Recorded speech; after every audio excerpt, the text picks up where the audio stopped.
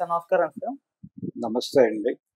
Sir Indian సినిమాల్లో interval అనేది కామన్‌గా ఉండేది. అయితే ఈ ఇంటర్వెల్ పైన సిద్ధు జొన్నలగడ్డ గారైతే ఒక ఇంటర్వ్యూలో చిన్న కామెంట్ అయితే చేయడం జరిగింది. సో, పాప్‌కార్న్ అమ్ముకోవడానికి ఇప్పుడు ఇంటర్వ్యూలు పెడుతూ ఉంటారు మన దగ్గర అది అని చెప్పేసి చెప్పారు. సో, ఇది ఇప్పుడు వైరల్ అయిపోతుంది. అంటే అసలు ఇంటర్వెల్ అనేది సినిమాలకి ఎప్పుడు పరిచయం అయింది? అంటే హాలీవుడ్ మూవీస్‌లో అయితే ఉండదు. మరి ఇండియన్ సినిమాల్లో పెట్టడానికి గల కారణం ఏంటి? ఎప్పటినుంచి ఇది ఉండడం జరిగింది? దీనిపైన కంప్లీట్‌గా ఒకసారి డీటెయిల్డ్‌గా చెప్తారా సార్? ఇంటర్వల్ అనేది కాన్సెప్ట్ ఏం కాదు గానీ, హ్మ్. సినిమా ఆ రోజుల్లో టూరింగ్ టాకీసుల స్థాయిలో ఉన్న రోజుల్లో హ్మ్. చాలా చోట్ల సింగిల్ ప్రొజెక్టర్లు ఉండేవి. హ్మ్. సింగిల్ ప్రొజెక్టర్లు రీల్ చుట్టి మళ్ళీ పెట్టుకోవడానికి టైం అవసరం అయ్యేది వాళ్ళకి. హ్మ్. అందుకని సింగిల్ ప్రొజెక్టర్ రోజుల్లో 4 ఇంటర్వెల్స్ ఉండేవి. 4 సార్లు సినిమా ఆపేవాళ్ళు. ఓకే. ఈ సినిమా ఆపిన ప్రతిసారి హాల్లో లైట్లు వేసేవాళ్ళు, జనాలు బయటకు వెళ్ళి ఏదో కొంచెం రిలాక్స్ అయ్యి మళ్ళీ వచ్చేవాళ్ళు. సినిమా మొదలయ్యేది, మళ్ళీ ఎక్కడో ఆగేది. హ్మ్. ఇలా నడుస్తూ ఉండేది.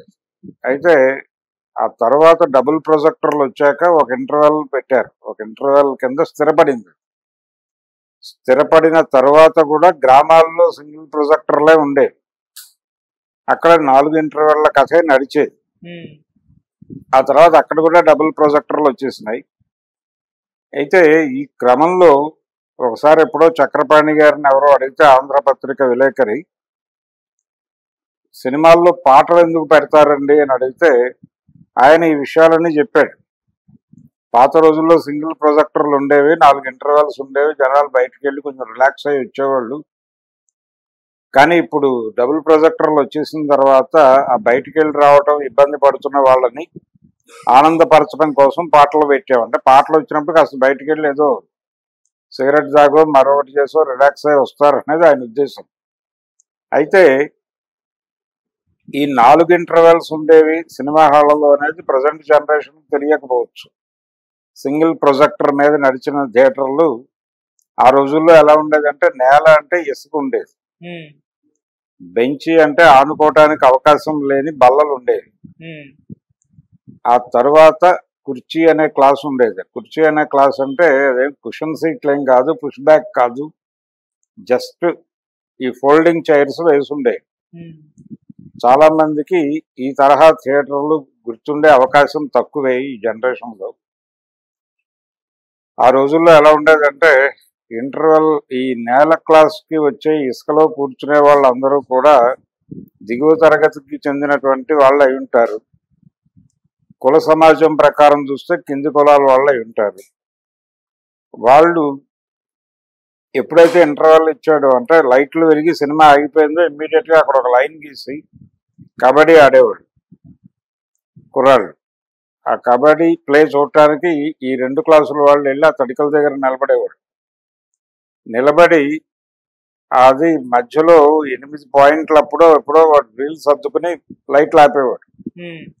మళ్ళీ వీళ్ళందరూ అరిచేవాళ్ళు లైట్లు ఆపి ఇంకో 2 పాయింట్లు లైట్లు అయ్యి ఇంకో 2 పాయింట్లు ఉన్నాయి. హ్మ్.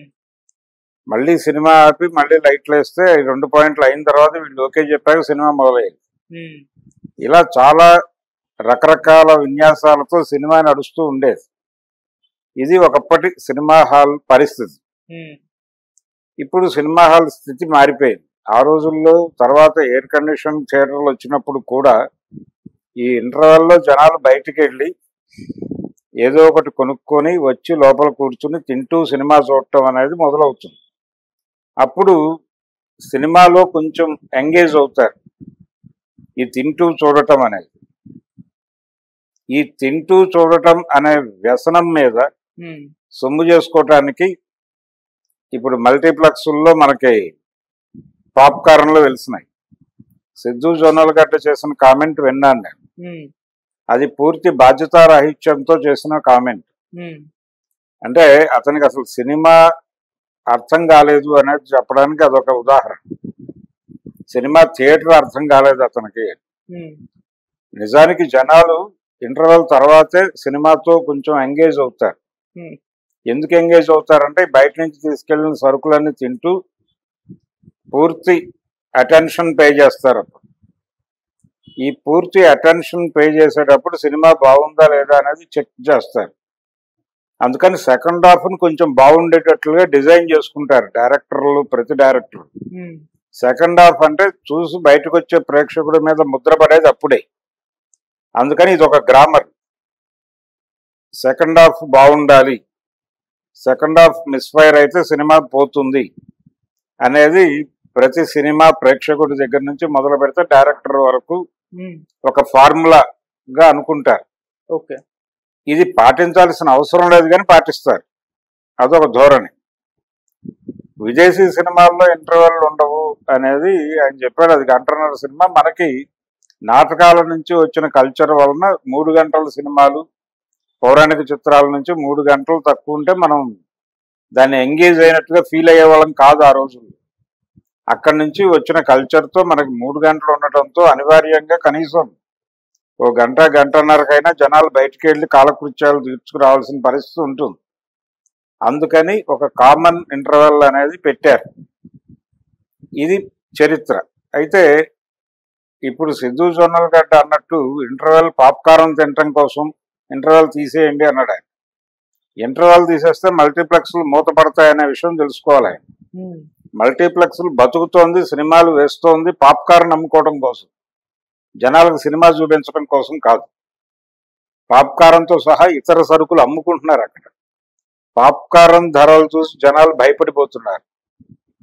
కాబట్టి తక్కువ రేటుకి పాప్కార్న్ కనుక మల్టీప్లెక్స్లో అమ్మితే ఎక్కువ మంది కొనుక్కుని ఎంగేజ్ అవుతారు.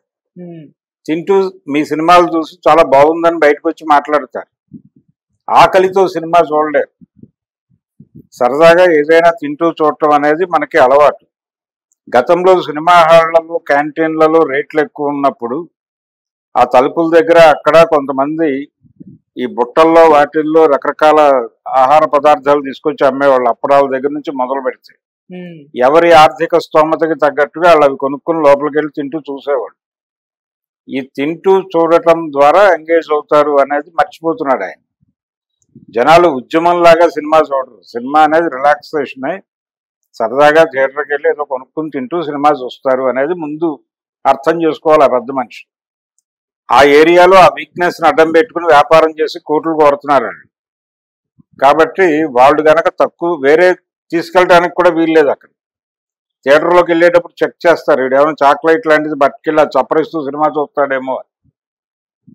అందుకు అంత దుర్మార్గంగా ఉన్నటువంటి థియేటర్ మీద, ఆ పాప్కార్న్ వ్యవస్థ మీద, మానవ హక్కుల్ని హరించేస్తున్నటువంటి పద్ధతుల మీద ఒక హీరోగా ఆయన రియాక్ట్ అయితే జనానికి ఉపయోగం.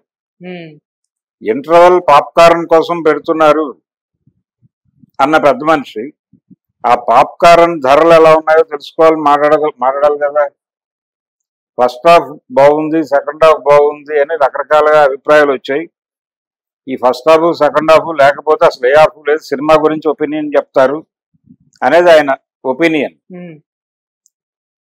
సినిమా గురించిన ఒపీనియన్ సెకండ్ హాఫ్ బాగుందంటే ఫస్ట్ హాఫ్ కూడా భరించాడనే అర్థం. సెకండ్ హాఫ్ బాగాలేదంటే అసలు సినిమా ఇన్ టోటల్ నచ్చలేదని అర్థం. అదే తప్ప ఆ హాఫ్ కొంతమందికి నచ్చిందండి, ఈ హాఫ్ కొంతమందికి నచ్చిందండి అంటే కుదరదు. నువ్వు ఇంటర్వెల్ లేకుండా చూపించినా సెకండ్ హాఫ్ బాగుంది అన్నవాళ్ళు సినిమా బాగుందనే చెప్తారు. నేను ఫస్ట్ హాఫ్ మాత్రమే బాగుంది, సెకండ్ హాఫ్ బాగాలేదు అన్నవాళ్ళు నువ్వు మొత్తం కలిపి చూపించి ఇంటర్వెల్ లేకుండా చేసినా సినిమా బాగాలేదండి అనే చెప్తారు. అది సినిమా జ్ఞానం. అది లేకుండా సినిమాలు ఎలా చేసేస్తున్నాడు ఆయన అర్థం కాని పరిస్థితి. ఇది వేగ్గా మాట్లాడిన మాట. సందర్భం లేదు, సందర్భ శుద్ధి లేదు, విషయం లేదు, విషయ పరిజ్ఞానము లేదు, గందరగోళం ఉంది దానిలో. ఏమాత్రము ఆయనకి సినిమా గురించి, సినిమా థియేటర్ గురించి కనీసపు జ్ఞానం కూడా లేదు అనే విషయాన్ని ప్రపంచానికి చెప్పుకోవడం కోసం ఆ మాట మాట్లాడాడు ఆయన. ఆయనకు తెలియక అనుంటాడని నేను అనుకోను, కానీ ఏదో మూడ్లో అనేసాడు పాపం.